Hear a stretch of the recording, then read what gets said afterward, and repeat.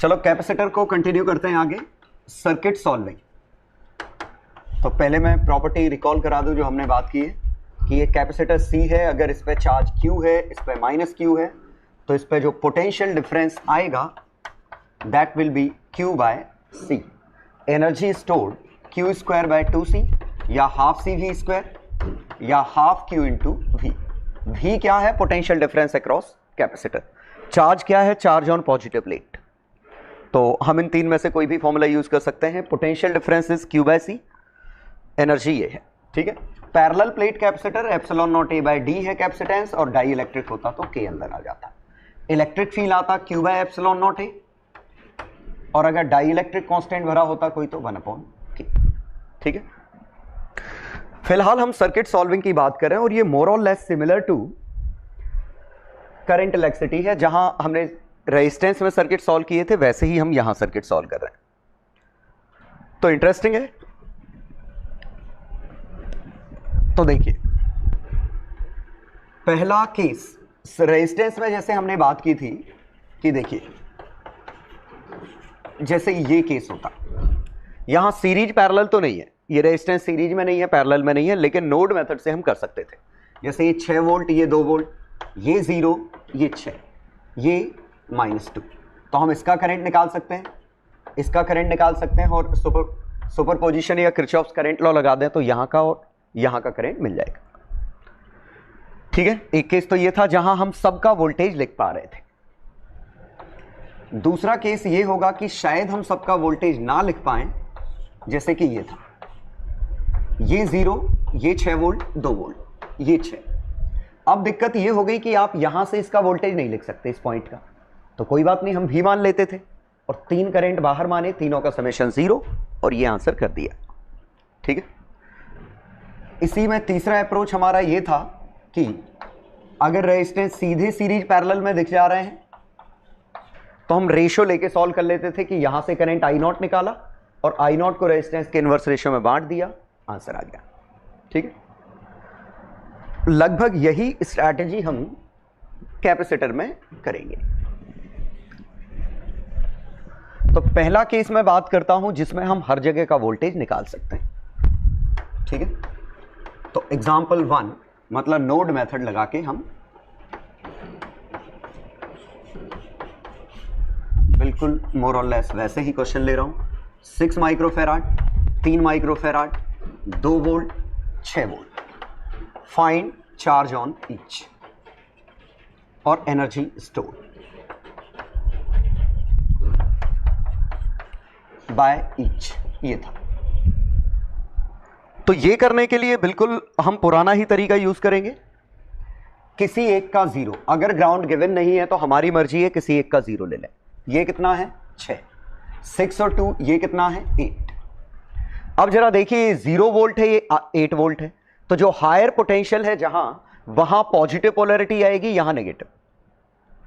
मतलब मैं क्या कह रहा हूं, ध्यान दीजिएगा अच्छे से। जैसे कि ये 3 वोल्ट होता, ये 6 वोल्ट होता, कैपेसिटर होता 5 माइक्रोफैराड, तो पोटेंशियल डिफरेंस कितने का है? 3 वोल्ट का, और 3 वोल्ट इंटू 5 15, तो इस पे 15 माइक्रोकूलम प्लस, इस पे 15 माइक्रोकूलम माइनस। मतलब potential difference is equal to Q by C, या Q is equal to C times potential difference. तो 8 इंटू 3 24 आएगा इस पे, और पोलैरिटी बड़ा पोटेंशियल इधर, छोटा इधर। अब 8 और 6 यहां कितना है? 2, और यहां कितना है? 2 इंटू 6 कितना आया? 12। क्लियर? इवन आप एनर्जी स्टोर्ड की बात करें तो इसकी एनर्जी स्टोर्ड 3 माइक्रोफेराड की energy stored, half into capacitance कितना है? 3 माइक्रोफेराड, वोल्टेज कितना है? 8, ठीक है, 96 माइक्रो जूल। ऐसी 6 माइक्रोफेराड की एनर्जी चाहिए, half capacitance 6 microfarad, potential difference कितना है? 6 माइनस 8, 2 का, तो 2 स्क्वायर, 12 माइक्रो जूल। यहां तक क्लियर है? चार्ज ऑन ईच हमें मिल चुका है। ऑब्वियसली एनर्जी निकालने के लिए आप Q²/2C भी कर सकते थे। जैसे इसकी एनर्जी चाहिए तो चार्ज कितना है 24 micro, whole square by 2, capacitance कितना है 3 माइक्रो। ठीक है, ऐसे यहां पे इसका चार्ज कितना है 12 micro, whole square by 2 × 6 micro. ये जूल में आंसर आ जाएगा।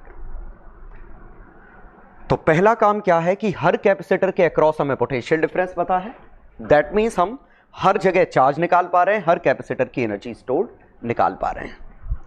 लेकिन जैसा हम करंट इलेक्ट्रिसिटी में बात करते थे पावर सप्लाइड बाय बैटरी, ठीक है, तो करंट इलेक्ट्रिसिटी में हम बात करते थे पावर सप्लाइड और करंट फ्लोन थ्रू ब्रांच। ये दोनों टर्म पावर की जगह आ जाएगा एनर्जी और करंट की जगह आ जाएगा चार्ज। जरा फील करिए, क्योंकि एक बार कैपेसिटर फुल्ली चार्ज हो गए तो करंट फ्लो नहीं होगा, और करंट तभी फ्लो होगा जब तक कैपेसिटर चार्ज हो रहे हैं। और चूंकि सर्किट में रेजिस्टेंस नहीं है, इसका मतलब ये सडनली दोनों कैपेसिटर चार्ज हो जाएंगे।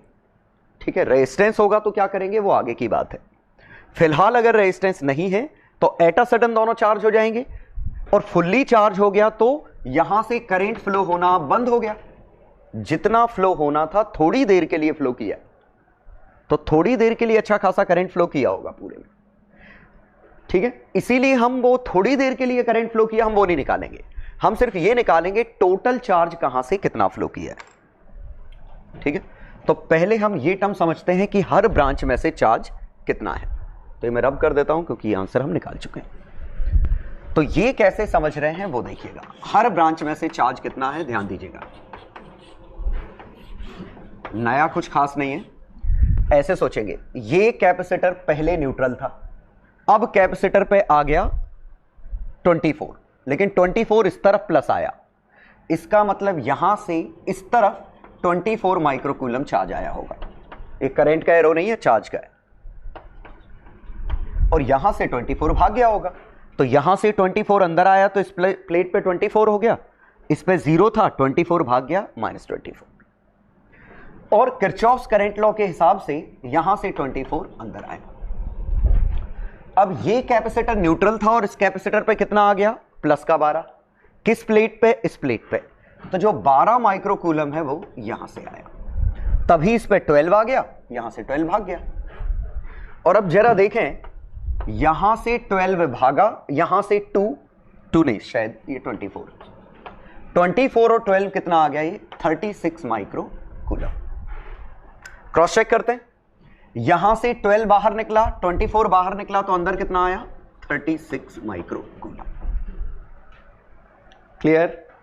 जरा इसका एनालॉगस मैं क्वेश्चन यहां बनाता हूं सो दैट आपको समझ में आ जाए कि हम नया कुछ नहीं कर रहे हैं। 6 वोल्ट, 2 वोल्ट, 6 ओम, 3 ओम, कुछ ऐसा। वैल्यू सेम नहीं आएंगी, लेकिन ये 0 आता, ये 6 आता, ये कितना आता 8। 8 - 6/8, यहां से करंट आता 1/3 एम्पियर, यहां से आता 8/3 एम्पियर। तो 8/3 इधर गया, 1/3 इधर गया, तो यहां से कितना आया 3 एम्पियर। ठीक है, यहां से कितना है 8/3 एम्पियर, वेरीफाई हो रहा है। ठीक है, अब देखिएगा, जैसे इसमें इस ब्रांच का हम करंट निकाल सकते हैं। क्यों? पोटेंशियल डिफरेंस पता है, रेजिस्टेंस पता है। इस ब्रांच का हम निकाल सकते हैं, पोटेंशियल डिफरेंस पता है, रेजिस्टेंस पता है। लेकिन आप इस ब्रांच का डायरेक्ट नहीं निकाल सकते, क्योंकि पोटेंशियल डिफरेंस है लेकिन रेजिस्टेंस तो मीनिंगलेस है इसका। तो आप वो ब्रांच जिसमें बैटरी लगी हो या सिंपल वायर हो, रेजिस्टेंस ना हो, आप उसका करंट नहीं निकाल पाते थे। इसका करंट हम बाकी की मदद से निकालते थे। मैंने पुली एनालॉजी से समझाया भी था। वैसे ही बात यहां भी है कि आप वो ब्रांच जहां कैपेसिटर लगा है उसका चार्ज निकाल लोगे, जहां कैपेसिटर लगा है उसका निकाल लोगे, लेकिन जहां कैपेसिटर नहीं लगा, चार्ज तो उसमें से भी कुछ फ्लो किया होगा कुछ देर के लिए। बड़ा करंट कुछ देर के लिए फ्लो किया, मतलब फाइनाइट चार्ज आ गया। तो चार्ज यहां से भी फ्लो किया, और वो कैसे निकाला शायद आपको समझ में आ गया होगा। बिल्कुल ठीक जैसा उसमें करते थे, बस करंट की जगह यहां हम चार्ज की बात कर रहे हैं। और हम दिमाग में ये रखेंगे कि करंट कहीं नहीं है, चार्ज एक बार जो फ्लो करना था यहां से इतना फ्लो कर गया, यहां से इतना फ्लो कर गया, अब कोई करंट फ्लो नहीं कर रहा है। चलो, तो ये पहला पॉइंट हुआ कि चार्ज फ्लोन, वो ब्रांच जिसमें कैपेसिटर लगा है उसमें से हम चार्ज फ्लो निकाल देंगे। बाकी जगह से अगर आपको निकालना होगा तो आपको किरचॉफ्स करंट लॉ लगाना पड़ेगा। अब यही बात जरा समझिएगा, अब मैं अगला टर्म यहां बात कर रहा हूं। यहां ऐसे करंट गया था, ये ईएमएफ ई था या भी था, यहां से ऐसे गया, ये भी था, तो ये था पावर सप्लाइड, कितनी थी वी आई, यहां पावर एब्जॉर्ब, यहां पावर सप्लाई, ये भी वी आई थी। लेकिन अब हम जो बात कर रहे हैं वो करंट नहीं है, वो चार्ज का फ्लो है।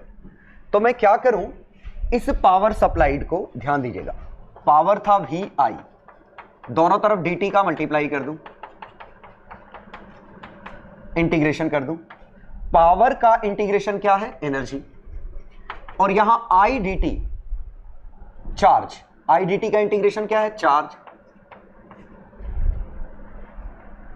तो बड़ी अच्छी बात पता चली कि अगर हमें ये बैटरी मिल गई और चार्ज ऐसा गया, वोल्टेज भी है, और एक में चार्ज ऐसा गया, तो ये एनर्जी सप्लाई कर रही है कितनी, V इंटू क्यू।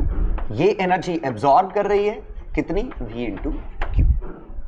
तो यहां पावर की बात नहीं हो रही है, एनर्जी की हो रही है। क्यों, पावर की बात तब होती है जब कंटिन्यूअस एनर्जी सप्लाई हो रही है। यहां तो एक बार के लिए सप्लाई हुई, बात खत्म हो गई। ठीक है, चलो तो अब देखते हैं आंसर में पावर सप्लाइड का कि कंजर्वेशन ऑफ एनर्जी कैसे जस्टिफाइड है इसमें। तो power supplied by 6 volt, supply की या एब्जॉर्ब की, तो सप्लाई की 24 इंटू 6 सप्लाई कर रही है, ठीक है। याद लेना ये 24 माइक्रो कूलम है और ये वोल्ट था, तो ऐसा यूनिट माइक्रो जूल।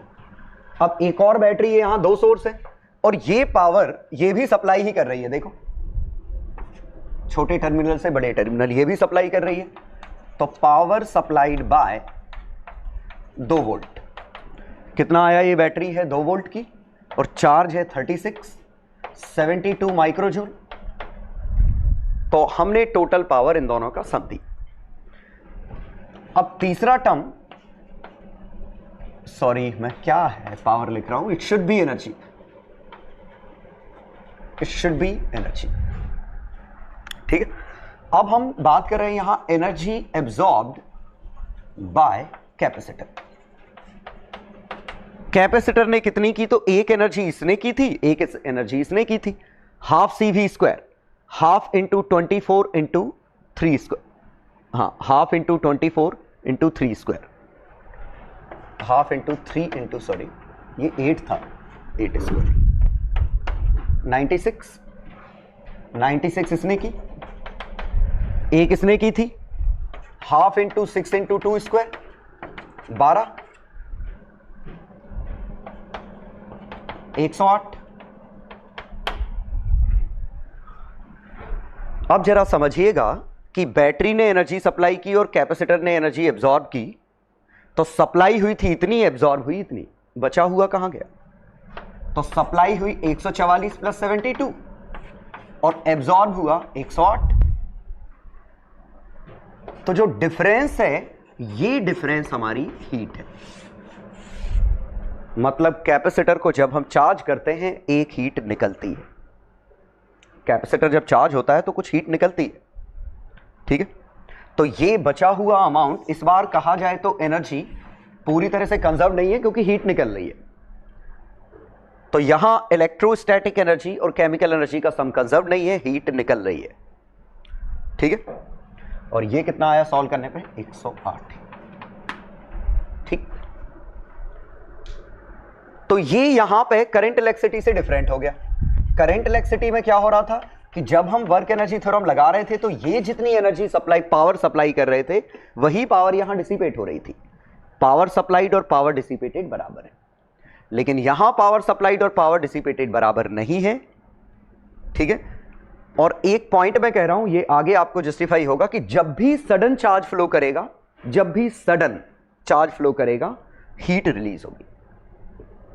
ठीक है, अचानक से अगर चार्ज फ्लो कर जाए तो हीट रिलीज होनी है।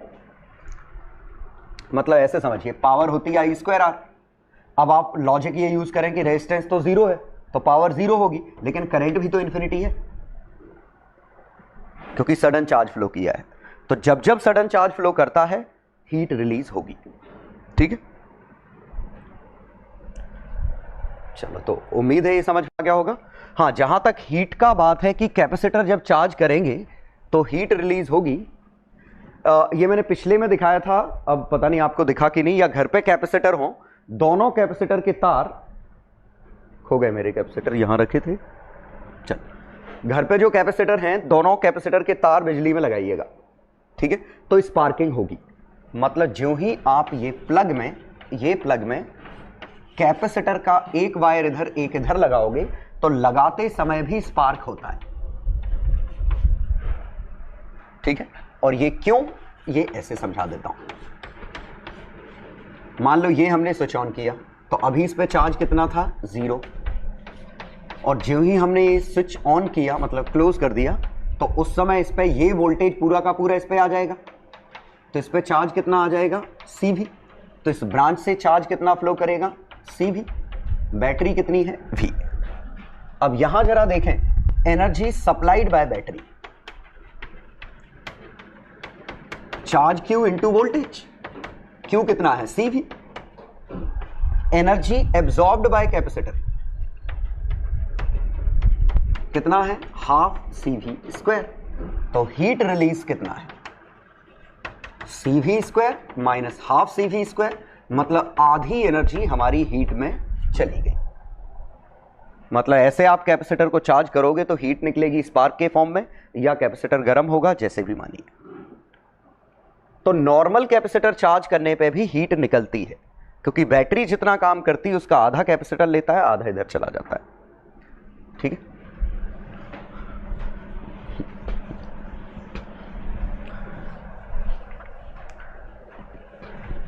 तो उम्मीद है ये समझ में आ गया होगा। एक क्वेश्चन करिए।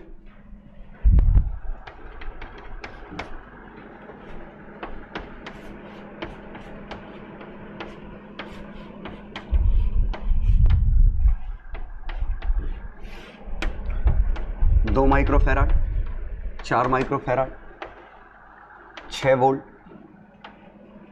2 वोल्ट, 2 वोल्ट।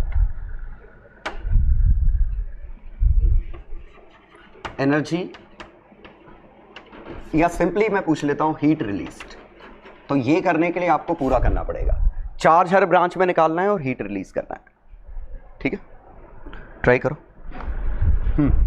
तो जरूरी नहीं कि हमेशा ही आंसर में बैटरी सभी की सभी डिस्चार्ज हो, कुछ चार्ज भी हो सकती है। जैसे देखो, ये 6 वोल्ट, 2 वोल्ट, 2 माइक्रोफैराड, 2 माइक्रोफैराड। हम इसको सॉल्व करते हैं। तो इसका वोल्टेज आता 0, इसका आता 6, 6 माइनस 2 इसका आता 4, 4 माइनस 0 इंटू 2, 8। तो इस ब्रांच में गया 8 micro coulomb. 6 minus 4 into 2, 4 micro coulomb, 2 into 2, 8 यहां से अंदर, 4 यहां से अंदर, तो 4 माइक्रो कूलम यहां से अंदर। अब जरा देखिए, ये सप्लाई कर रही है कितना, 48 माइक्रो जूल। ये एब्जॉर्ब कर रही है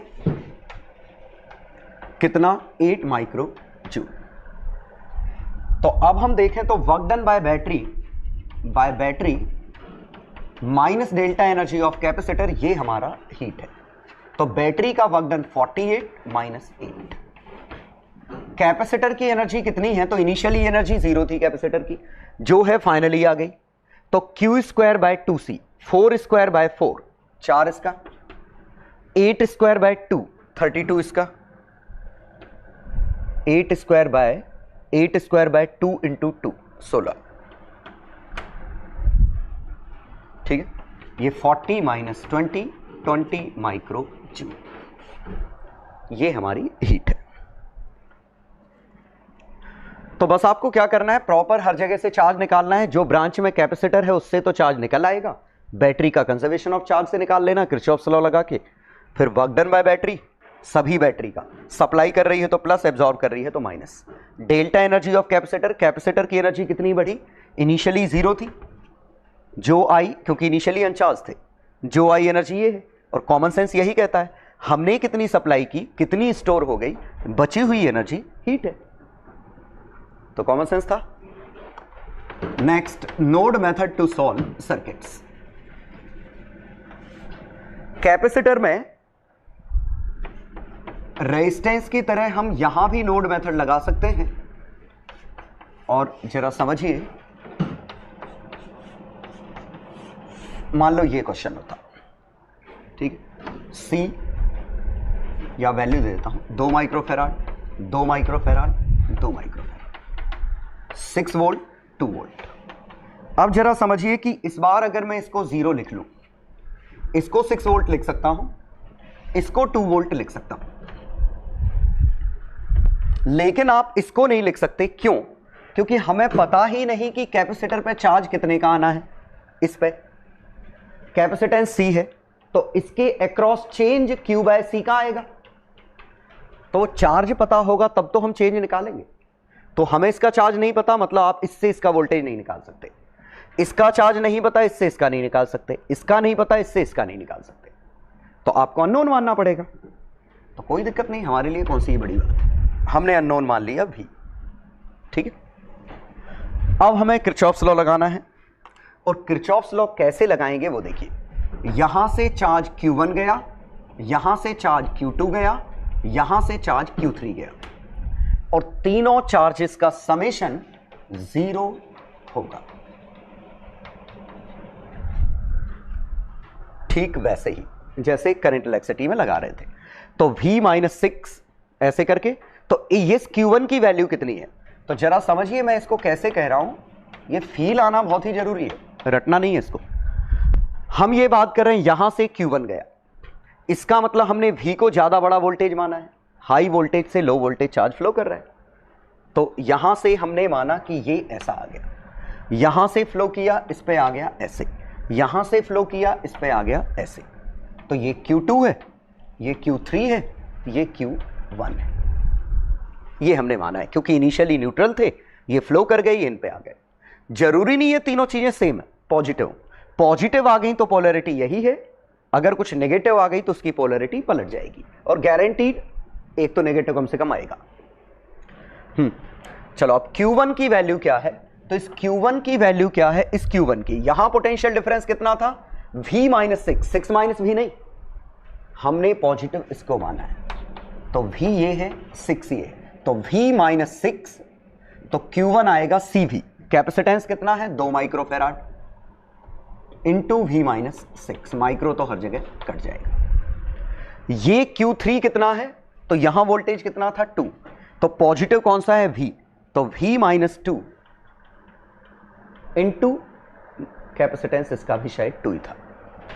Q2 कितना है, तो इसका वोल्टेज 0, इसका भी V-0 इंटू कैपेसिटेंस, कैपेसिटेंस कितना है 2, CV = 0। ये बन गया, बड़ी अच्छी बात है, सभी का 2 2 तो कैंसल आउट हो गया, 1 2 3 भी बचे, 6 और 2 8 = 0, V की वैल्यू आ गई 8/3, ठीक है। और एक बार हमें ये V की वैल्यू मिल गई, V की वैल्यू एक बार हमें 8/3 मिल गई, अब हम ये Q1 Q2 पोलैरिटी वोलैरिटी सब कुछ बता सकते हैं। 8/3 और 0, 8/3 ज्यादा बड़ा है, तो 8/3 माइनस 0 इंटू कैपेसिटेंस 2, 16/3, और पोलैरिटी सही है। अब यहां से 8/3 और 2 में 8/3 बड़ा है, तो ये 2/3 इंटू 2, 4/3, पोलैरिटी बिल्कुल सही। लेकिन 8/3 और 6 में 6 ज्यादा बड़ा है, तो ये पोलरिटी उल्टी हो गई। तो 18 माइनस 8, 10/3 का डिफरेंस इंटू 2, 20/3 माइक्रो कूलम ये आया। क्रॉस चेक कर लेते हैं, इससे कितना गया 20/3, इससे कितना गया 4/3, इससे कितना गया 16/3, सम मैच कर रहा है, बिल्कुल सही निकाला। ठीक है, तो फाइनल आंसर अब हमारा यही हो गया। तो अब हमें इन वेरिएबल की जरूरत नहीं, क्योंकि अब हमारे पास आंसर है पोलरिटी के साथ 20/3, यहां पोलरिटी 4/3, यहां पोलरिटी प्लस माइनस 16/3। ये हमारे फाइनल आंसर आ गए। अब चूंकि इंडिविजुअली हमें चार्जेस पता हैं तो हम सबकी एनर्जी निकाल सकते हैं, और हाँ हमें चार्ज फ्लोन भी पता है। 0 था 20/3 आया, तो इस ब्रांच से कितना गया 20/3, इस ब्रांच से कितना गया 0 था 16/3, और इस वाली ब्रांच से 4/3। ये ब्रांच की क्यों जरूरत पड़ी, वर्क डन बाय बैटरी, इसने कितनी सप्लाई की 6 × 20/3, 40 माइक्रो कूलम माइक्रोजूल, इसने कितनी सप्लाई की 8/3 माइक्रो जूल एब्जॉर्ब की, सॉरी देखो पोलरिटी ऐसी है, चार्ज ऐसा आया, तो नेट बैटरी ने सप्लाई कितनी की 40 माइनस 8/3। ठीक है,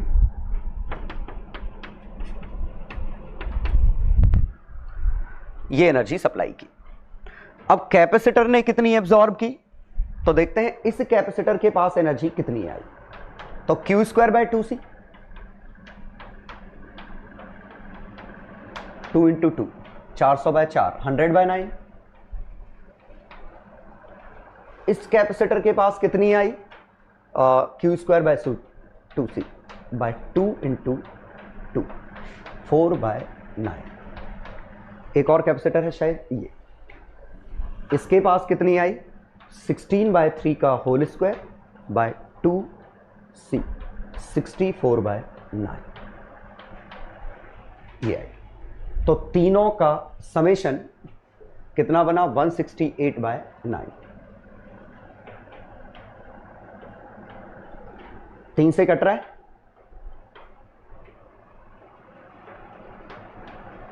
(56/3 माइक्रो जूल। तो बैटरी इतना था, तो डेल्टा एनर्जी ऑफ कैपेसिटर कितना है 56/3 माइक्रो जूल। तो work done by battery minus delta energy of capacitor, ये हीट है, तो इसमें से ये घटा दो 56/3 माइक्रो जूल। और अगर आप ध्यान से लेक्चर देख रहे हैं तो आपने ये अंदाज लगा लिया होगा कि मैंने 3-4 क्वेश्चन जितने भी किए या आपको दिए उन सभी में हीट आधी आ रही है वर्क डन बाय बैटरी के। ठीक है, ये मैं अगले लेक्चर में बताऊंगा कि ये हीट कब आधी आती है, तो ये याद मत करके चलिए, हमेशा आधा आएगा। फिलहाल इस डीसीटी में आधा आएगा अगर क्वेश्चन आता है तो, ठीक है, लेकिन ये आपको पता होना चाहिए कब आधा आएगा, ये मैं अगले लेक्चर में आपको समझाऊंगा कि कब हाफ आता है। तो अभी आपको कुछ ऐसे नहीं समझना है, आप तो प्रॉपर सॉल्व करिए, और हाफ आ जाए तो शॉक्ड हो जाइए, अरे तेरी फिर से आधा आ गया, इस तरीके से। ठीक है, तो अभी ऐसा मत कर देना कि बैटरी का वर्क डन निकालो आधा कर दो, वो हीट है, निकालिए, आधा आ जाए अच्छी बात है। तो पक्का समझ में आ गया होगा नोड मेथड में कि जैसे हम करंट इलेक्ट्रिसिटी में करते थे I1 I2 I3 तीनों का सम 0 करते थे, और जब I1 I2 I3 हम मेजर करते थे तो उसमें यह ध्यान रखते थे कि V में से घटाया, V में से एरो के अकॉर्डिंग घटाते थे। इसमें भी एरो हमने ऐसे माने थे उनके अकॉर्डिंग, इसमें से घटा रहे, इसमें से घटा रहे, इसमें से घटा रहे। बस वहां I की वैल्यू V/R होती थी, इसका सिग्मा करते थे, यहां Q की वैल्यू CV, इसका सिग्मा करेंगे। ठीक, चलो नोड मेथड समझने के लिए हम एक और एग्जांपल ले लेते हैं नोडल एनालिसिस के लिए, क्योंकि ये हर जगह काम करता है, चाहे सीरीज पैरेलल लगे या ना लगे। जरा सोचिए कि अगर कोई कैपेसिटर ऐसा होता और यहां बैटरी आ गई, अब आपको सॉल्व करना है, तो आप सीरीज पैरेलल से नहीं कर सकते, क्योंकि ये कैपेसिटर इसके डायरेक्ट पैरेलल में नहीं है। अब आपको चार्जेस निकालने हैं, आपको नोड मेथड यूज करनी पड़ेगी। ठीक है, या आप समझिए कि कहीं पे ऐसा हो जाए जहां सीरीज पैरेलल सॉल्व ही नहीं हो सकते, कि ऐसा कुछ होता सर्किट, ऐसा, तो यहां सीरीज पैरेलल लगेगा नहीं। तो मैं उसी का एक एग्जांपल दे रहा हूं। देखिए,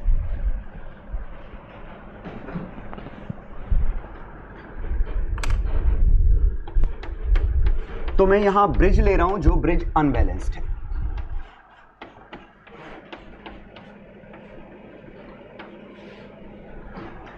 अभी देखिए ये ब्रिज है, लेकिन मैं क्या करूंगा, सबकी वैल्यू C रखूंगा, इसकी वैल्यू ले लूंगा 2C, ये भी।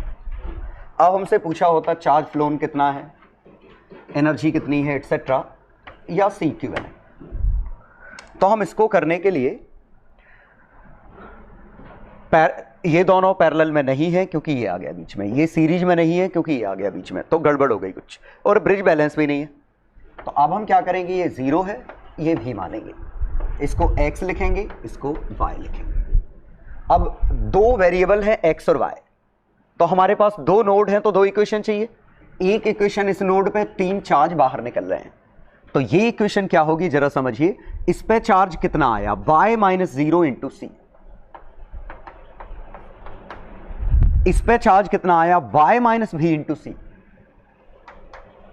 मतलब हमेशा क्या कर रहे हैं, एरो जैसे हैं उस हिसाब से y में से भी घटा रहे हैं। यहां y minus x into C equal to 0।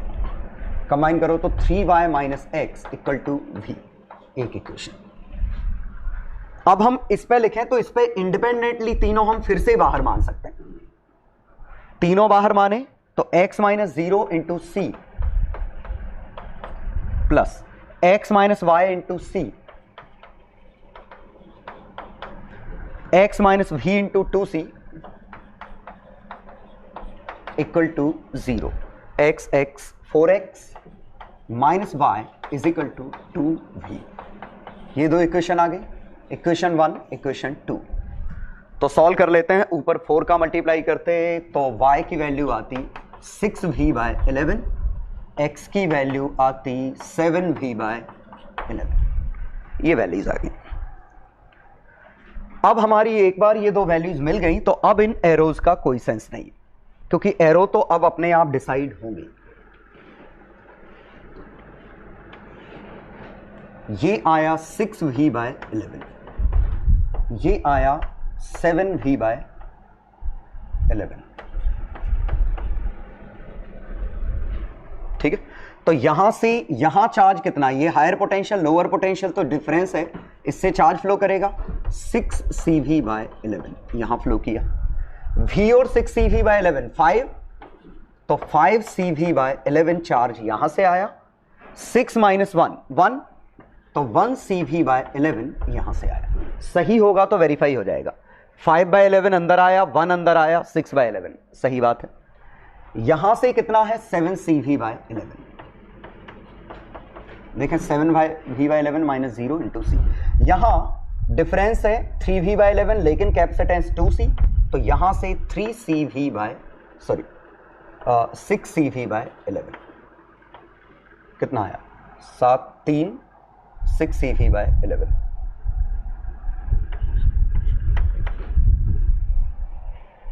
ये 8 नहीं होना चाहिए। 3 into 2 6cv/11, 6cv/11 7cv/11, 7v/11 ऊपर की तरफ 5 और 1 मैच कर रहा है 6/11। अब यहाँ से 6 और 5 आया 11, यहाँ से 7 और 6 आया 13। तो कुछ तो लोचा है, लोचा ये गलत लिखा है, गड़बड़ी ये है। 11v minus 7 4v/11 into 2 8cv/11। अब सही, 8 और 5 13cv/11 यहाँ से अंदर, 13cv/11 यहाँ से। तो अब कंफर्म हो गया कि कहीं कोई गलती नहीं है। ठीक है, तो हर जगह से हम चार्ज जानते हैं, तो हर कैपेसिटर की एनर्जी जानते हैं।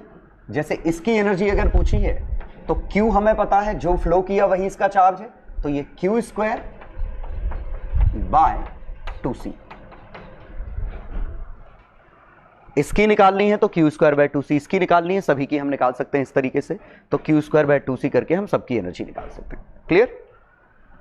पोटेंशियल डिफरेंस तो सबके अक्रॉस पता है, यहां 7v/11 का है, यहां पे पोटेंशियल 6v/11, यहां 5v/11, Q/c से पोटेंशियल डिफरेंस मिल जाएगा।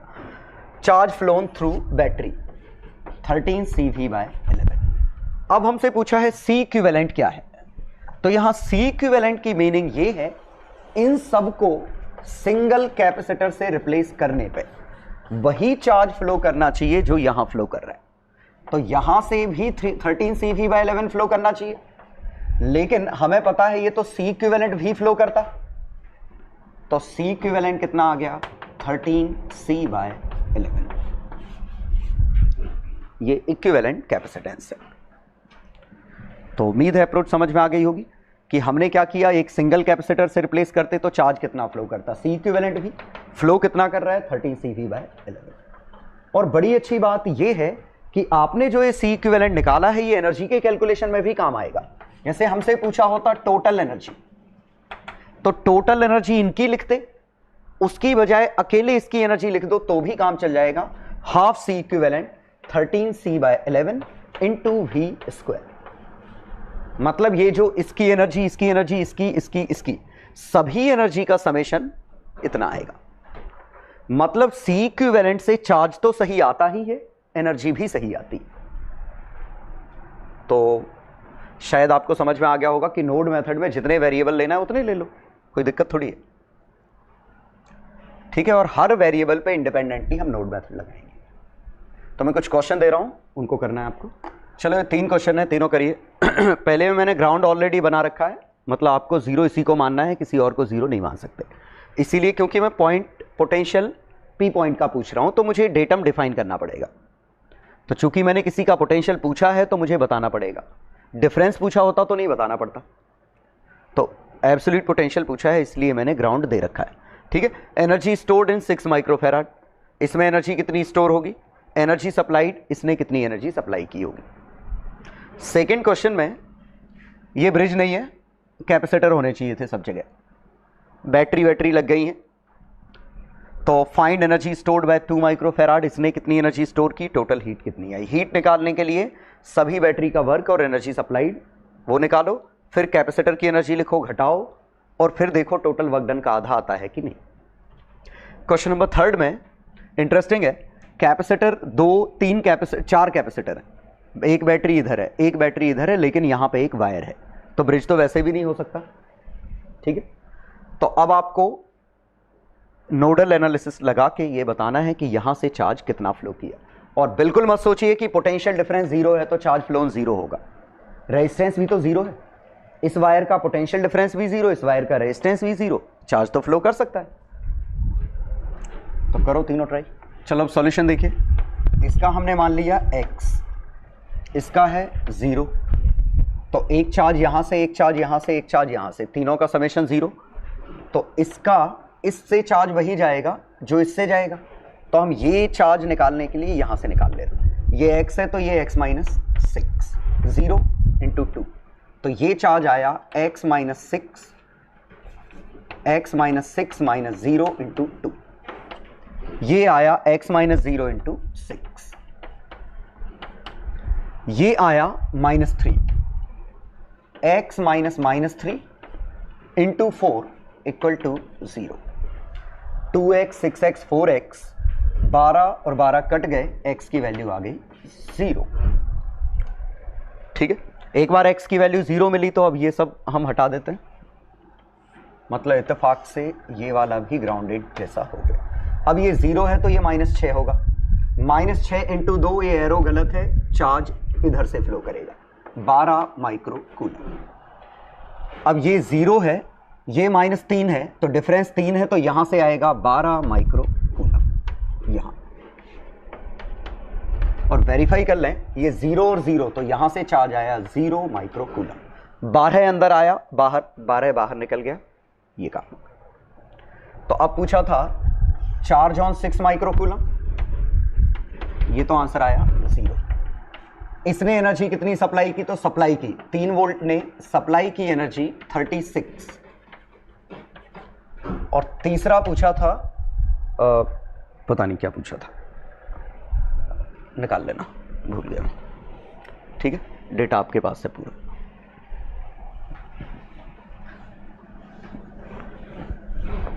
चलो नेक्स्ट, एनर्जी स्टोर्ड। तो पहले हम देखेंगे नोड मेथड की जरूरत पड़ेगी भी कि नहीं। ये 0 लिया, यह आया हमारा 6।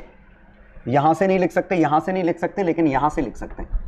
ये कितना आया -2, ये कितना आया -4। ठीक है, 0 में से 2 घटा, 2 और घटा, -4। ठीक है, इसको 0 माना, 2 सब्ट्रैक्ट हुआ, 2 और सब्ट्रैक्ट हुआ, -4। इसको हमने 6 माना। अच्छी बात है, हमें हर जगह का पोटेंशियल डिफरेंस पता है। 6 माइनस -2, 8 वोल्ट इंटू 2, 16, और इस पे प्लस, इस पे माइनस, एरो से समझ में आ जाएगा वो। 6 और 4 का डिफरेंस 10 इंटू 1, 10 माइक्रो कूलम। यहां से 4 और 0 का difference 4 into 3, 12 micro coulomb. 10 micro coulomb, 12 micro coulomb, मतलब यहां से आ गया 22 माइक्रो कूलम। तो बहुत ज्यादा नहीं हो गया? ठीक है, यहां से देखें तो यहां से कितना आ गया 26 माइक्रो कूलम। ठीक है, तो यहां से कितना आ गया 10, यहां से 12, यहां से 22 माइक्रो कूलम। 22 और 16, 38 माइक्रो कूलम। 38 अंदर, 12 बाहर, 26 माइक्रो कूलम वेरीफाई हो गया, मतलब ये सही निकाला है। चलो, energy stored bye 2 micro farad, इसकी एनर्जी। तो चार्ज कितना है इसके अंदर 16 माइक्रो कूलम, क्योंकि इनिशियली न्यूट्रल था, जितना फ्लो करेगा वही चार्ज आ जाएगा। तो 16, तो Q square by 2c, 1 micro ऊपर बचेगा, 64 माइक्रो जूल। हीट रिलीज्ड, ये आपको वेरीफाई करना है वर्क डन बाय बैटरी से।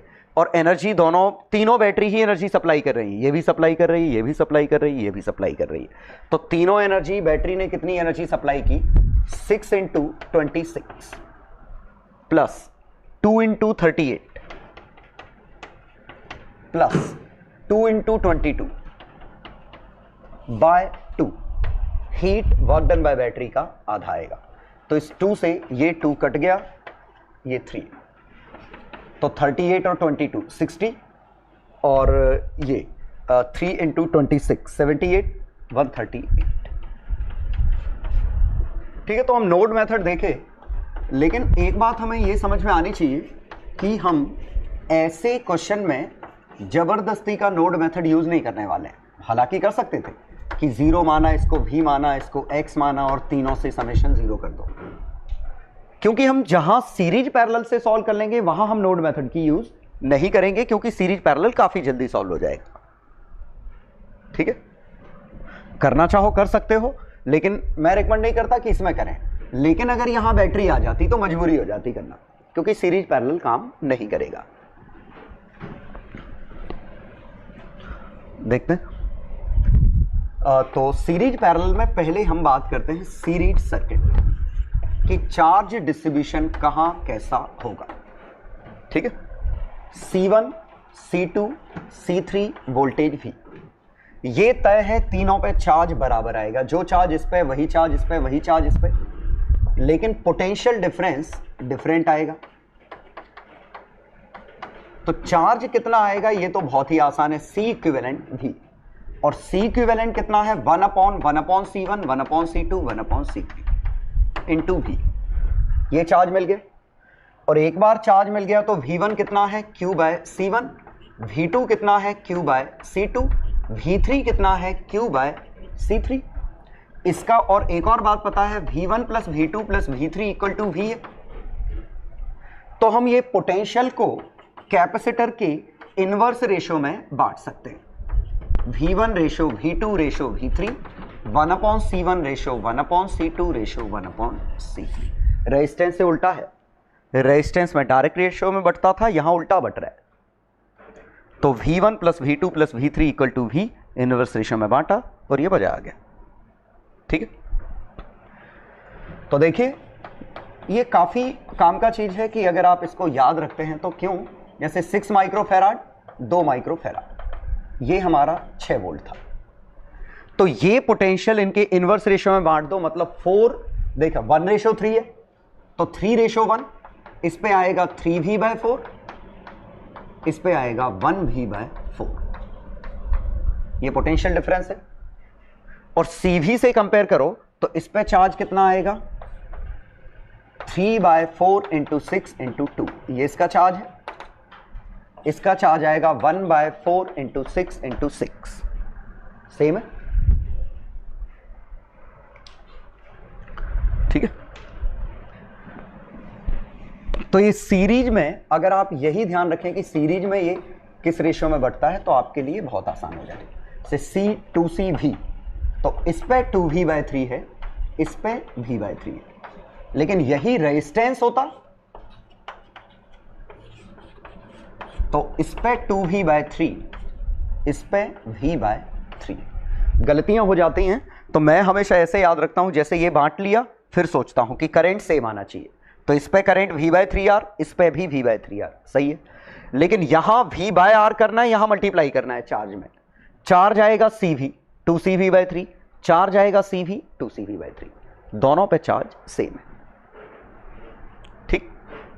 लेकिन देखिए एक गलती मत करें, ये मैंने करंट इलेक्ट्रिसिटी में भी बोला था कि यहां 1:2 का उल्टा 2:1 है।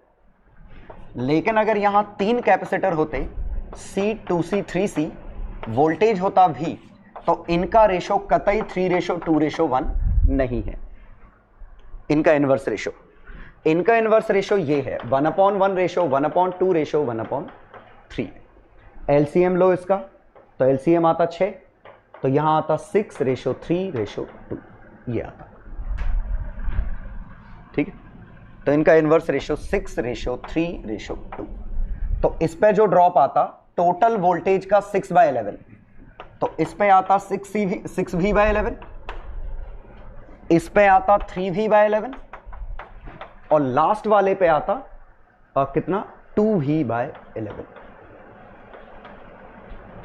अब जरा Q = CV से कंपेयर करो, तो इस पे चार्ज कितना आया 6CV/11, इस पे चार्ज कितना आया 6CV/11, इस पे चार्ज कितना आया 6CV/11। अब सही है। तो हम इस छोटे सी टेक्निक को हम यूज कर सकते हैं सर्किट सीरीज पैरेलल के डायरेक्ट सॉल्व करने में। कैसे वो समझ लो, बिल्कुल वही जो करंट इलेक्ट्रिसिटी में था लगभग।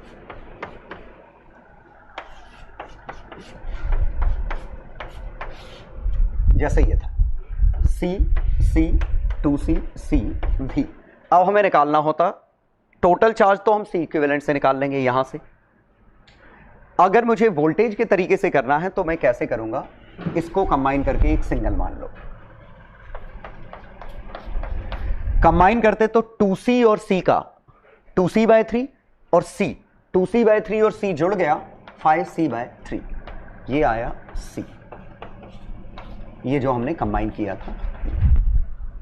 अब इस वोल्टेज को हमें बांटना है कैपेसिटेंस के इनवर्स रेशो में, तो 3:5 कैपेसिटेंस का रेशो है 5:3, तो इस पे 5v/8, इस पे 3v/8।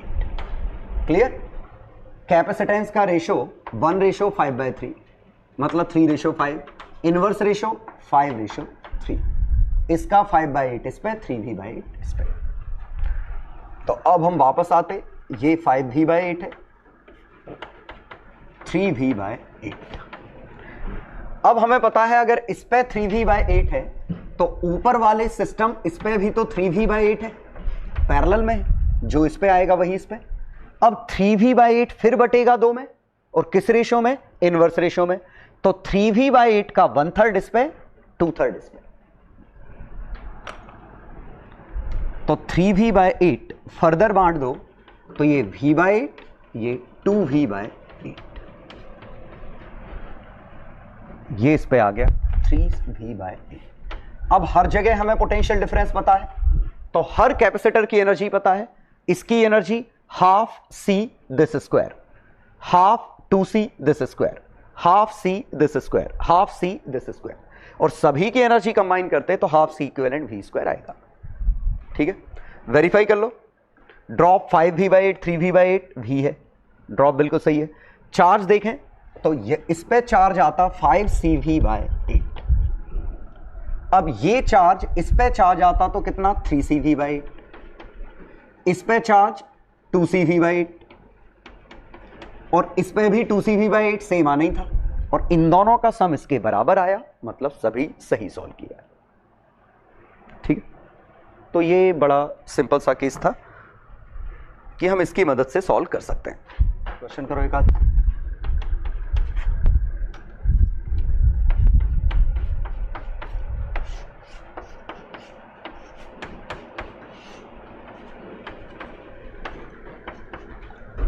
हर उसमें पोटेंशियल डिफरेंस निकालना है।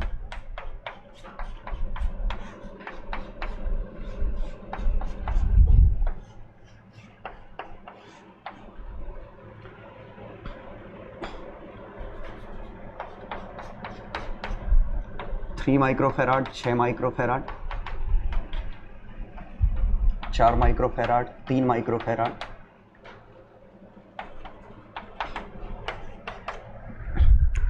तो दोनों क्वेश्चन सॉल्व करिए। हर जगह आपको पोटेंशियल डिफरेंस बताना है। चलो सॉल्यूशन देखो, इनको कंबाइन करो, कितना है 2c और c का 3c, तो ये दो सीरीज में हो गए c और 3c। c और 3c सीरीज में है तो वोल्टेज हमारा इनवर्स रेशियो में बटेगा, 3v/4 इस पे, v/4 इस पे।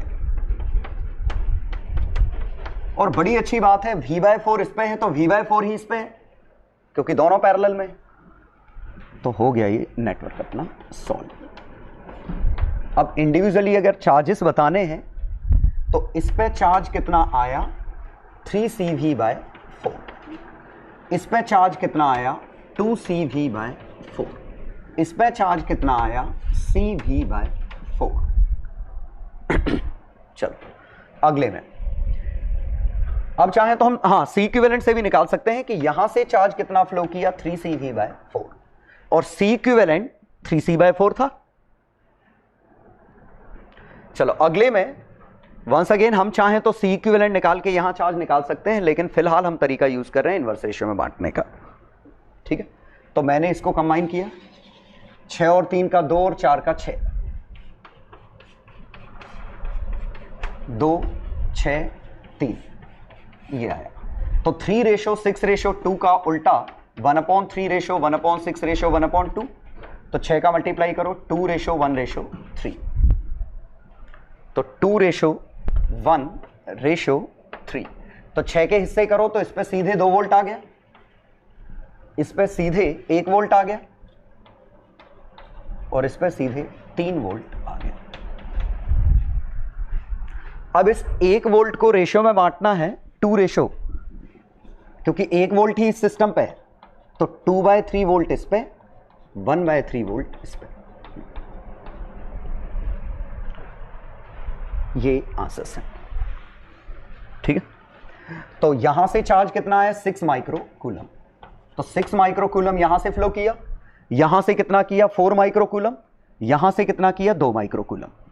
वेरीफाई करते हैं सिस्टम का सी इक्विवेलेंट, 6 और 3 का 2 और 4 का 6 और 3 का 2, 2 और 2 का 1, 1 माइक्रोफेराड इक्विवेलेंट कैपेसिटेंस है इंटू 6 माइक्रोकूलम सर्किट से फ्लो करेगा। तो पहला अप्रोच ये था। दूसरा हम तरीका इसमें यूज कर सकते हैं कि चार्ज को डिस्ट्रीब्यूट करने वाला पैरेलल में, कैपेसिटर अगर पैरेलल में होते तो ये तो तय है जो वोल्टेज इस पे आएगा वही वोल्टेज इस पे आएगा। ठीक है, ये हमने अभी कुछ देर पहले यूज किया।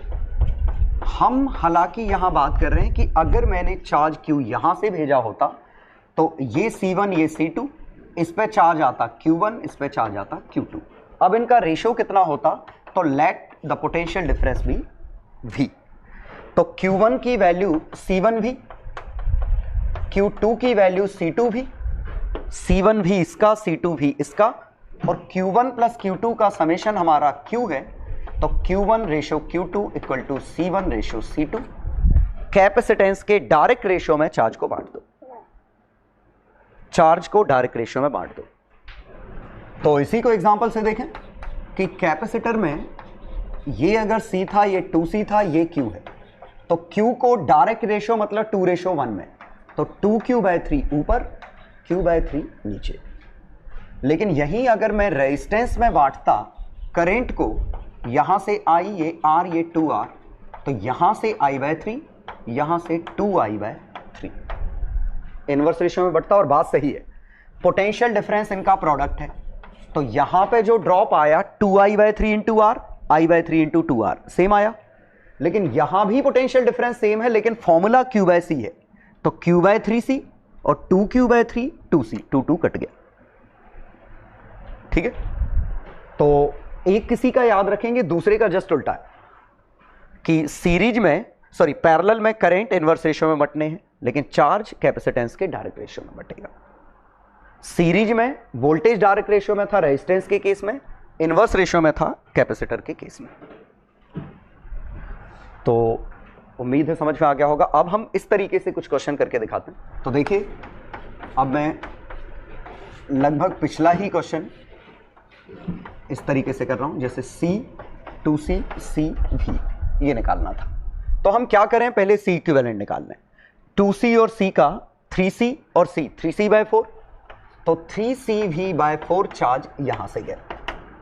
अब यही चार्ज तो दो हिस्सों में बंटना है, तो इस 3CV/4 को 2:1 में बांट दो, तो 3CV/4 का 2/3 मतलब CV/4, 3C/4 का 1/3 कितना था, 3 का 2/3। तो छोड़ो, बेहतर होगा ऐसे लिखें, दिमाग नहीं लगाते हैं। ये Q है, यहां लिखते 2Q/3, यहां लिखते हम Q/3, where Q is equal to C equivalent V, that means 3CV/4। अब जो पूछा है छाप लेंगे। मतलब ये तरीका क्या है कि C इक्विवेलेंट यहां से चार्ज निकालो और यहां रेशियो में बांट दो। तो जैसे अगला क्वेश्चन भी मैंने किया था, इस तरह का दिया था या किया था, जो भी है, 2 microfarad, 3 microfarad, 2 microfarad, 4 microfarad etcetera, कुछ ऐसा था। तो यहां भी हम करते कि यहां ये इक्विवेलेंट निकाल लेते, तो इक्विवेलेंट 4 और 2 6 और 3 का 2 और 2 का 1, तो यहां से 6 माइक्रोकूलम जाता। 6 माइक्रोकूलम को रेशो में बांट दो 1:2, तो 6 माइक्रोकूलम का 2 माइक्रोकूलम इधर, 4 माइक्रोकूलम इधर। तो अब हमें हर कैपेसिटर पे चार्ज पता है। हाँ, पोटेंशियल डिफरेंस निकालना है तो Q/C से निकाल लो। चार्ज पता है, ये पता है। ठीक है, तो हम इस तरीके से कर सकते थे। इवन और लंबे से क्वेश्चन होते, सभी कोई भी क्वेश्चन इस तरीके से किया जा सकता है। और ये आपको याद आ रहा होगा कि हम करंट इलेक्ट्रिसिटी में भी मैं लगभग कुछ ऐसे ही क्वेश्चन बना रहा था। C, 2C, C, C, C, 3C, C, V, ये था। C इक्विवेलेंट मैं मान रहा हूं कि आप निकाल लोगे, मतलब मुझे यहां से चार्ज मिल चुका है और ये Q आया C इक्विवेलेंट इंटू V। अब यहां से Q निकला तो मुझे इन दो में बांटना है, तो इस पूरे का एक C निकालो, इस पूरे का C, तो 2C/3, 2C/3 और C 5C/3, और इसको C के साथ सीरीज में कंबाइन करना है, तो into C/5/3 plus 1 into C 5C/8।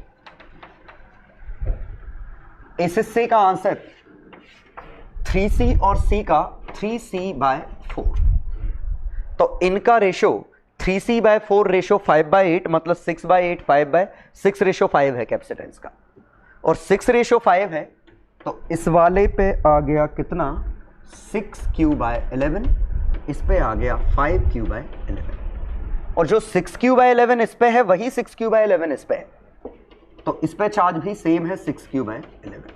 तो जैसे पोटेंशियल डिफरेंस पूछा होता Q/C, 2V/11 का पोटेंशियल डिफरेंस यहां आएगा, मतलब जो भी है दिस अपॉन दिस, तो यहां पोटेंशियल डिफरेंस आएगा 6Q/11/3C, यहां पोटेंशियल डिफरेंस 6Q/11/C। अब ये 5Q/11 फिर दो रेशियो में बंटना है, और इसका आंसर है 2c/3, 2c/3 इसका आंसर है c। तो 2:3, 2:3 में बंटना है तो 3/5, 3/5 मतलब 3c³ कितना 5/11 का 3/5, 5/11, ये 2/5, 5/11। और जो चार्ज इसका है वही इसका है, तो जैसे यहां ड्रॉप पूछा होता तो कितना 2/5 × 5/11 बाय 2c। और Q क्या है, C इक्विवेलेंट × V, और C इक्विवेलेंट हम निकाल सकते हैं। ठीक है, तो कुछ क्वेश्चन दे रहा हूं, उनको ट्राई करिएगा। 3 क्वेश्चन करने हैं। पहले क्वेश्चन में सर्किट वर्किट सब दिया है। पोटेंशियल डिफरेंस अक्रॉस 6, यहां ड्रॉप कितना आएगा, एनर्जी स्टोर्ड 4 में कितनी आएगी। सेकंड में वोल्ट मीटर की रीडिंग दे रखी है, वोल्ट मीटर की रीडिंग, ये V मतलब ये EMF हमें नहीं पता, हमें आइडियल वोल्ट मीटर है उसकी रीडिंग दे रखी है। तो आपको बताना है ड्रॉप अक्रॉस, इस पे ड्रॉप कितना आया होगा, EMF कितना होगा, चार्ज ऑन 6 माइक्रोफेराड कितना होगा। क्वेश्चन नंबर 3 में मैंने 2 पॉइंट बना रखे हैं A और B, इन 2 पॉइंट के अक्रॉस पोटेंशियल डिफरेंस निकालना है। ठीक है, और सेकंड है energy stored bye 2 microfarad. 2 microfarad किधर है, एक ही है ना, ये इसकी एनर्जी ड्रॉप अक्रॉस 3 माइक्रोफेराड, और इस पर ड्रॉप निकालना है। ठीक है, ट्राई करिए। चलो सॉल्यूशन देख लो। पोटेंशियल डिफरेंस अक्रॉस 6 माइक्रोफेराड, तो इसको पूरे को सॉल्व कर लेते हैं नेटवर्क को। इक्विवेलेंट कितना आएगा, 6 और 3 का 2 और 4 का 6 और 12 का 4, 36। यहां से 36 फेराड है, ओके, 36 माइक्रोकूलम यहां से गया। अब 36, 6 और 3 का 2, 2 माइक्रोफेराड और 4 माइक्रोफेराड, 1:2 में बटेगा। तो 36 का 24 इस पे आ जाएगा, 12 इस पे आ जाएगा। ठीक है, वेरीफाई करके देखते हैं। 12 आएगा तो इस पे ड्रॉप 12/3 4 वोल्ट का, 12/6 2 वोल्ट का, 24/4 6 वोल्ट का, 36/12 3 वोल्ट का, और टोटल ड्रॉप मिलके 9 वोल्ट हो रहा है। मतलब सभी कुछ सही सॉल्व किया है। तो क्या पूछा था, पोटेंशियल डिफरेंस अक्रॉस 6 माइक्रोफेराड, पहले का आंसर 2 वोल्ट, दूसरा चार्ज ऑन 4 माइक्रोकूलम, 4 माइक्रोकूलम पे चार्ज आया 24 माइक्रोकूलम, ये आंसर है।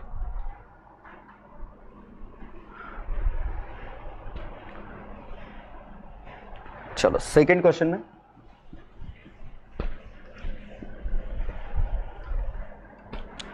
हाँ आइडियल दे रखा है ये, तो यहां मैंने पोटेंशियल डिफरेंस दे रखा है। मतलब ओवरऑल आपको क्या पता है कि आपको पोटेंशियल डिफरेंस पता है इस पे कितना, 6 वोल्ट। तो 3 माइक्रोफेराड और 6 वोल्ट, तो इस पे आपको चार्ज पता है 18 माइक्रोकूलम। और शायद समझ गए होंगे तीनों सीरीज में है तो 18 माइक्रोकूलम ही इस पे है, 18 माइक्रोकूलम ही इस पे। अगर तीनों सीरीज में है तो तीनों पे चार्ज सेम होगा, 18 इस पे, 18 इस पे, 18 इस पे। अब 18 इस पे, 18 इस पे, तो 18/6 इस पे ड्रॉप कितना है, 3 वोल्ट का। 18/2 इस पे ड्रॉप कितना है, 9 वोल्ट का। 18/3 इस पे कितना है ड्रॉप, 6 वोल्ट का। तो ओवरऑल पोटेंशियल डिफरेंस कितना हो गया, EMF 639, 18 वोल्ट EMF। ठीक है, तो drop across 2 microfarad 9 volt, EMF of cell 18 volt, और चार्ज ऑन 6 माइक्रोफेराड 18 माइक्रोकूलम। तो ये बड़ा स्ट्रेट फॉरवर्ड है कि सीरीज में चार्ज सेम है, किसी एक पे दिया है मतलब सब पे दिया है। ठीक है, तो ये इंटरेस्टिंग क्वेश्चन होते हैं इस तरह के। जैसे और मैं क्वेश्चन ऐसे बना सकता हूं, यही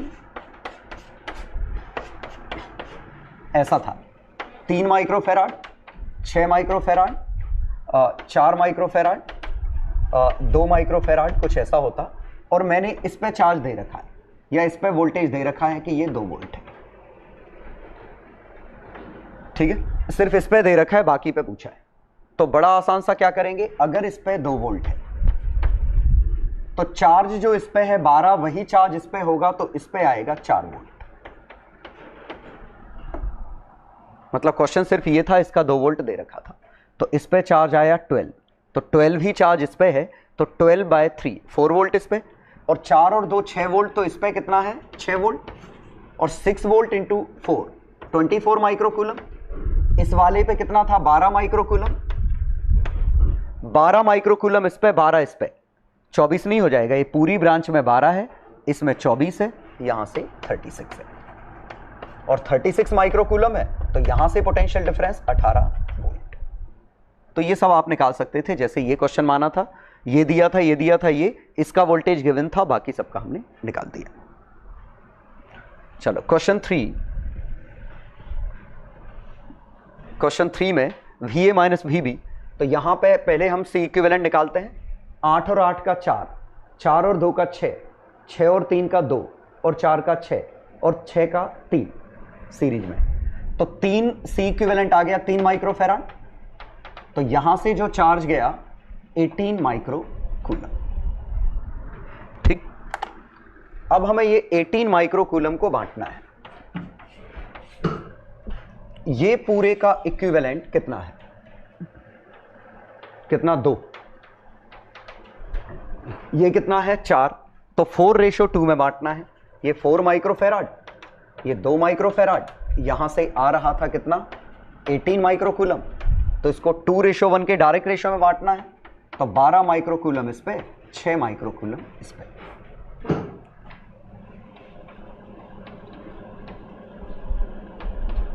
छह माइक्रोकूलम। अब ये 6 माइक्रोकूलम फिर रेशियो में बटेगा। 8 और 8 का कितना हो गया 4, 4 और 2 1:2, तो 2 इस पे, तो 4 माइक्रोकूलम इस पे, 2 माइक्रोकूलम इस पे। यहां से वापस, यहां से कितना आया 4 और 2 6 माइक्रोकूलम, 12 18 माइक्रोकूलम वापस आ गया। तो अब हम पूरा circuit along with charges redraw कर सकते हैं। जरूरत हो ना हो बस मैं करके बता रहा हूं, सो दैट आपको पोटेंशियल डिफरेंस दिख जाए हर जगह का। चलो, इस पे आया 18 माइक्रोकूलम, 18 माइक्रोकूलम 2 रेशियो में बटा, तो इस पे आया 12 माइक्रोकूलम, इस पे आया 6 माइक्रोकूलम, और इस पे 6 आया तो इस पे 4 माइक्रोकूलम, सीरीज में सेम है 4 माइक्रोकूलम। यहां आया 4 और 4 माइक्रोकूलम था, इस पे आया 2 माइक्रोकूलम, 4 और 2 6 माइक्रोकूलम वापस आ गया। क्रॉस चेक करते हैं हमने सही सॉल्व किया है कि नहीं पोटेंशियल डिफरेंस से। तो यहां पे drop 4 microcoulomb by 8 microfarad 1/2 volt, यहां पे 1/2 volt, 2 microcoulomb by 2 farad 1 volt, ये तो सही है, 1 वोल्ट 1 वोल्ट मैच कर गया। 6 माइक्रोकूलम 3 माइक्रोफेराड 2 वोल्ट, देखो तो इस पूरे पे 3 वोल्ट है, इस ब्रांच पे 12 माइक्रोकूलम बाय 4, ये भी 3 वोल्ट, वेरीफाई हो गया। 18 माइक्रोकूलम बाय 6 3 वोल्ट, यहां से 3 वोल्ट 3 वोल्ट 6 वोल्ट, 3 वोल्ट ऐसे भी चले जाओ 6 वोल्ट, तो ये बिल्कुल सही निकाला। अब हमसे पूछा क्या है, एनर्जी स्टोर्ड बाय 2 माइक्रोफेराड, इसकी energy Q²/2C 2²/2 2, drop across 3 microfarad, ये 3 माइक्रोफेराड ये वाला है, कितना ड्रॉप आया 2 volt. VA minus VB, A यहां पे है, B किधर घूम गया, B यहां पे। अब इन दोनों का डिफरेंस निकालने के लिए ध्यान दीजिएगा, हम किरचॉफ्स लॉ यूज करेंगे, वोल्टेज लॉ, कि यहां से किसी रास्ते से चलते हैं, इस रास्ते से इस पे पहुंच गए, अब यहां से गए तो 2 वोल्ट गिरा, 2 वोल्ट गिरा और फिर आधा वोल्ट गिरा, तो कितना गिरा, यहां से इस रास्ते से चलने पे 2.5 वोल्ट गिर गया। तो VA minus VB is equal to 5/2 volt. यहां से गए तो 2 वोल्ट का डिक्रीमेंट, यहां गए आधे वोल्ट का डिक्रीमेंट, तो VA में 2 वोल्ट घटा, आधा वोल्ट घटा, VB के बराबर। इस कॉन्सेप्ट क्या यूज कर रहे हैं, जो ही हम कैपेसिटर को क्रॉस करेंगे पोटेंशियल डिफरेंस Q/C का आएगा। तो उम्मीद है समझ में आ गया होगा कि सीरीज पैरेलल नेटवर्क हम डायरेक्ट कैसे सॉल्व करेंगे। बाकी प्रैक्टिस है, आप जितनी प्रैक्टिस कर लोगे आपको उतना अच्छे से कंफर्टेबल हो जाएंगे। शुरू में कंफ्यूजन होता है डायरेक्ट और इनवर्स रेशियो में, करंट इलेक्ट्रिसिटी की आदत होती है, इवन C इक्विवेलेंट आपका कई बार गलत निकलेगा। तो इत्मीनान से करिए, हर क्वेश्चन को क्रॉस चेक करने की आदत डालिए जैसे मैं कर रहा हूं, अपने आप आपके कॉन्सेप्ट क्लियर होते जाएंगे। लास्ट डिस्कशन है, कई बार होता सीरीज पैरेलल में है लेकिन दिखता नहीं है। जैसे ये था, ठीक है। अब ये दोनों आपस में पैरेलल में है। अब ये ऐसे नहीं दिखते तो हम क्या करते हैं इसमें, ये A मान लो, ये B मान लो। तो ये अगर B है तो ये भी हमारा B है। हम वैसे लेफ्ट वाले को A मानते थे, तो इसका A, इसका क्या हो गया C। तो अब हम फिर से इस फिगर को रीड्रॉ करेंगे, A यहां, B यहां, C बीच में। A और C के बीच में एक है, A और C के बीच में एक और है, A और B के बीच में एक है, A और C और B के बीच में एक है। और बैटरी किन से कनेक्टेड है, A और B से। मिल गया इक्विवेलेंट सर्किट। और इक्विवेलेंट सर्किट मिल गया तो हम चार्ज निकाल लेंगे सबका, ठीक है। तो पहला एग्जांपल ये है, ये बिल्कुल करंट इलेक्ट्रिसिटी जैसा। दूसरा एग्जांपल भी इंटरेस्टिंग है। मान लेते हैं ये प्लेट है कैपेसिटर की, हर दो प्लेट के बीच में एक कैपेसिटर बना, एक और प्लेट रख दी तो ये दो कैपेसिटर बन गए। अगर मैं यहां और यहां A और B के अक्रॉस बनाता तो शायद आपको सीधे समझ में आ गया होगा ये दो कैपेसिटर सीरीज में है। क्लियर?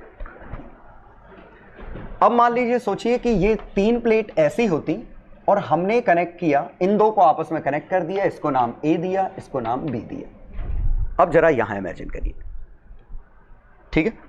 तो ये मैं क्या कर रहा हूं, एक प्लेट मैंने C बनाई तो इसको ऐसे बनाया मैंने, A इधर है, B इधर है, C इधर है। एक कैपेसिटर A और C के बीच में, एक कैपेसिटर C और B के बीच में बन गए। तो ये इसको मैंने डायरेक्ट ऐसे, तो ये डिस्टेंस अगर D1 होता, ये डिस्टेंस अगर D2 होता, एरिया प्लेट का A होता, तो epsilon naught A by D1, epsilon naught A by D2। हो सकता है मैं यहां एक डाई इलेक्ट्रिक भी डाल दूं तो K। तो ये सर्किट और ये एक ही चीज है, ठीक है। अब जरा यहां देखिए, तो यहां पे अगर मैंने इस प्लेट और इस प्लेट को आपस में कनेक्ट कर दिया है, इसका मतलब ये भी नाम A हो गया, ये भी नाम A हो गया, क्योंकि वोल्टेज सेम है।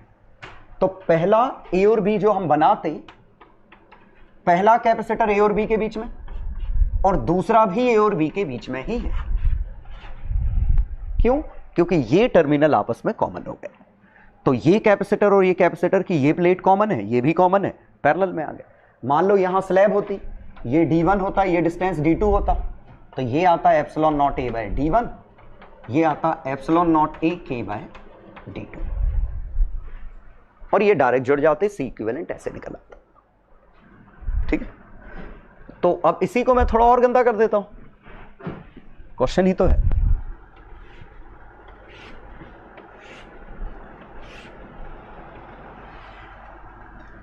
एक पॉइंट ये है, एक पॉइंट ये है, A और B के बीच में C इक्विवेलेंट निकालना। तो मैं सीधे क्वेश्चन ही ले रहा हूं। ये डिस्टेंस D, ये डिस्टेंस D, ये distance 2D। Each plate has area A।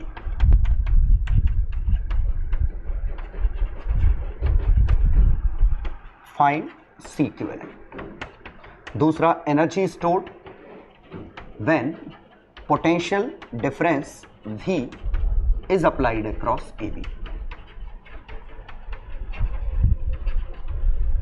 ये था across AB। ध्यान दीजिए, फर्क पड़ता है किन दो के अक्रॉस C इक्विवेलेंट निकालना है। कैपेसिटर की तरह, मतलब रेजिस्टर की तरह। जैसे आप समझिए कि अगर आपका सर्किट ये होता, इसमें इसके और इसके अक्रॉस निकालते तो ये सिस्टम ये सीरीज में, फिर ये पैरेलल में, लेकिन इसी में आप इसके और इसके अक्रॉस निकालते तो कुछ और बनता। पहले ये दो पैरेलल में सॉल्व होते, फिर ये सीरीज में, फिर पैरेलल में। तो वैसे ही यहां किन दो के अक्रॉस निकालना है, उससे फर्क पड़ता है। चलो फिलहाल हम प्लेट के नाम दे देते हैं। चूंकि ये मेटेलिक प्लेट है तो इस पूरी प्लेट का नाम B, इस पूरी प्लेट का नाम A, दरअसल इसका नाम C और इसका नाम C, ये दोनों प्लेट आपस में कनेक्टेड हैं, वोल्टेज सेम है, तो हमने C नाम दिया। हर दो आमने सामने वाली प्लेट एक कैपेसिटर बनाएंगी, तो यहां 3 कैपेसिटर, लेकिन हमें निकालना है A और B के अक्रॉस। ये लगाया हमने C, तो पहला जो बना B और C के अक्रॉस है ये, और इसका है एप्सिलॉन नॉट के A बाय D। दूसरा भी B और C के अक्रॉस है, B और C के across epsilon naught A by D। तीसरा A और C के अक्रॉस है, epsilon naught A by 2D। ठीक है, तो अब C इक्विवेलेंट निकालते तो ये पैरेलल में सॉल्व होता, तो epsilon naught A by D parallel में सॉल्व होता तो क्या बनता, K+1। ठीक है, ये K+1 वो सीरीज में इंटू 1/2 अपॉन K+1 प्लस 1/2, तो epsilon naught A by D K+1 upon 3K+1 क्या है 3/2, 2K+3, ऐसा कुछ आ जाता C equivalent. Energy stored when potential difference V is applied, half C equivalent V²। यहां बैटरी लगा देते तो टोटल एनर्जी की स्टोर कितनी होती, हाफ C इक्विवेलेंट V²। तो इसमें एक नया तरीका आ गया इनको बनाने का कि मल्टीपल प्लेट्स हैं, तो ये बिल्कुल ऐसा ही हम स्फेरिकल में भी कर सकते थे।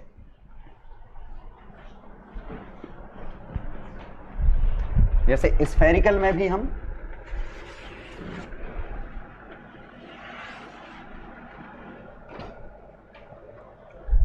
ये ऐसे कर सकते थे कि ये इतने में स्लैब डली है और इस पॉइंट और इस पॉइंट के अक्रॉस पूछा है, A और B के अक्रॉस, तो इसको हम C मानते, तो A और B के अक्रॉस मानते, तो एक A और C के बीच में एक कैपेसिटर है, एक A और C के बीच में, ये है 4 pi epsilon not R1 R2 R2 minus R1 into K। एक इसके बीच में 4 pi epsilon not R2 R3 R3 minus R2, और दोनों सीरीज में है। ठीक है,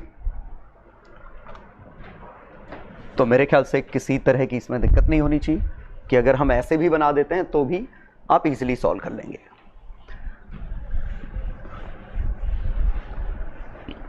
एक क्वेश्चन कर दो चलो हमसे।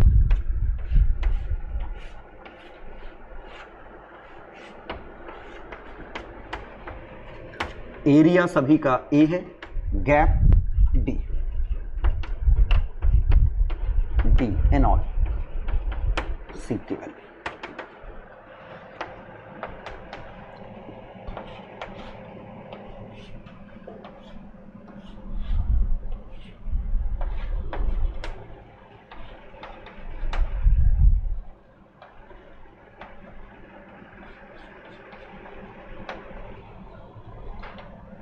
Gap D in all, area A।